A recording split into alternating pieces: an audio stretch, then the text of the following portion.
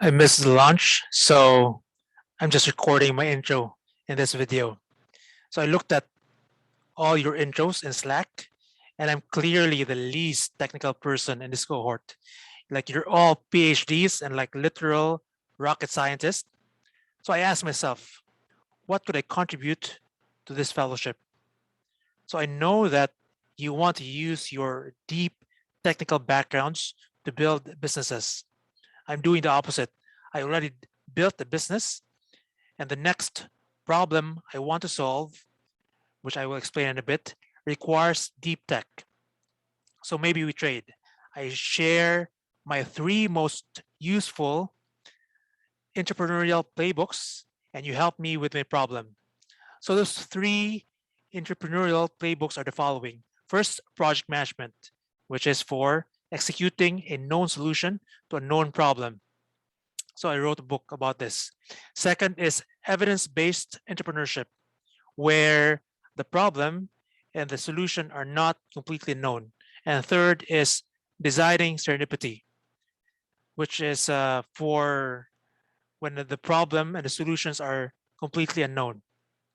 So let me share how I got to this fellowship so I can also explain, I could show how I use these three playbooks. So do you remember where you were at the beginning of the pandemic? So I remember exactly where I was. I was in my house in Cebu City, Philippines. I remember because it was such a weird time. It was the first time in my life that I sort of felt powerless, no?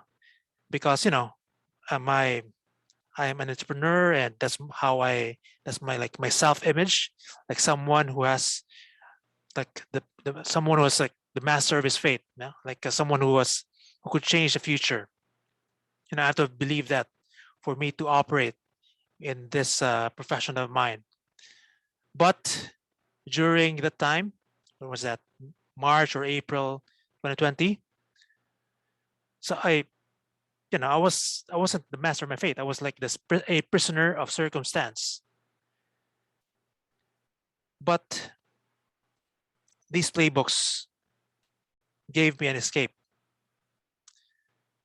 During the time or prior to that, I was already sort of obsessing. I was nerding out on nanopore sequencing.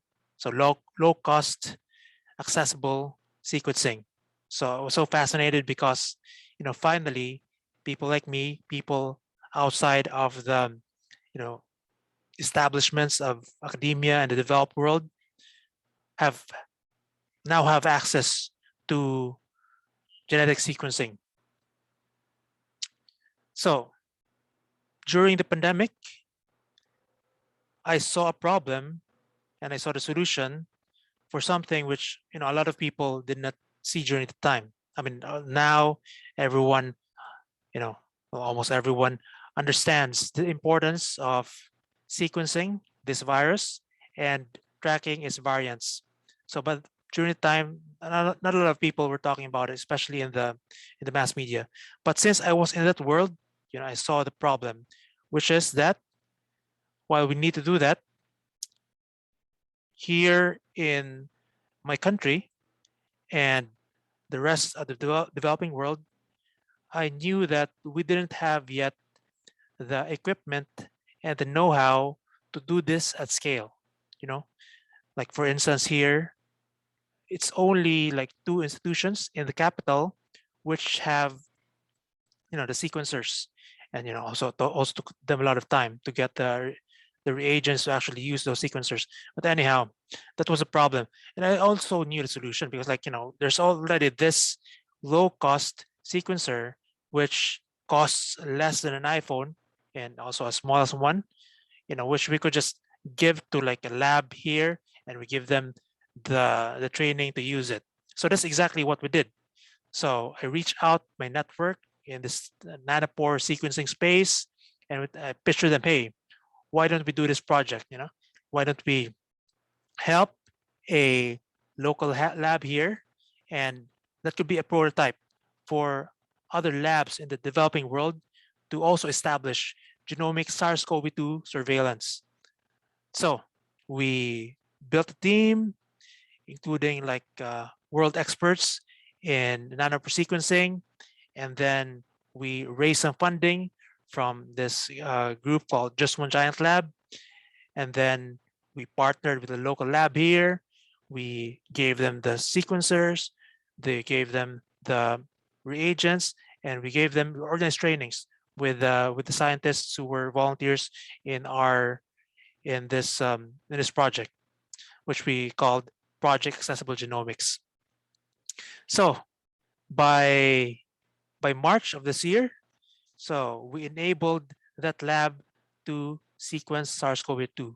And that was the first ever sequencing of SARS-CoV-2 enabled by volunteers. Normally, it's like institutions or nation states that fund this kind of thing. And it was also the first ever sequencing of any organism here in the region of Mindanao, Philippines. So to make that happen, I use two of those playbooks. One is project management. So there's a clear problem, there's a clear solution, and it's just using these tools to systematically bring that idea to reality. So I use the framework of project management for that. But I also use this emerging playbook I'm collecting, which I call designing serendipity, to make that happen. Because one key part of designing serendipity is to work with the garage door open. And I was doing that with my interest in nanopore sequencing. So that's why I had that, that network, mostly in Twitter, which eventually became the core of this project. So those were the two playbooks I used for the project. And the project also uncovered a more fundamental challenge, obstacle of doing science, of doing molecular biology in the global south, which is access to reagents. So it turned out that the biggest threat to almost kill the project, the biggest threat to Project Accessible Genomics was access to the reagents for sequencing. So we need to buy these reagents from the US or Europe. That's already expensive for a lab in the developing world. And then they had to be transported through a cold chain, which increases the cost. I mean, it's easy if it's like within the country, but bringing it from the US or Europe to Asia, it's more expensive. And then we found out during this project that there's a lot of bureaucracy and also gatekeepers that you need to pay for your package to get in the country. And not only those legal rent seekers, but we also encountered corrupt ones. So that's not limited to this project. We just got a glimpse of that because of Project Accessible Genomics. So that is applicable to any molecular biology lab work here in my country and also other developing countries. So the next problem I'm going to work on is to help make these reagents more accessible. And with the recent advancements in synthetic biology, particularly in like open source wetware, for instance, and low cost hardware. So we could, the solution is already there. So the playbook I'm using for this is evidence-based entrepreneurship, because we have to establish a viable business model to what you call this, to make this available, to run this machine for manufacturing and also distribution of these reagents, locally manufactured reagents. So that is the problem I'm working on right now. And this evidence-based entrepreneurship is a methodology which started out from Steve Blank from Stanford, and it's now used in like the National Institute of Health in the USA, and also in accelerators like IndieBio. So this is a tried and tested playbook, and yeah, I I use this as well in building my first business. I sort of bootleg this back 10 years ago for master students when I was teaching in the university.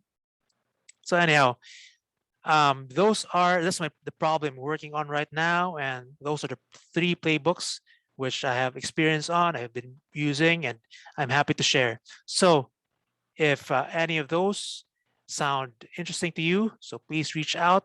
Happy to talk about it and share my experience.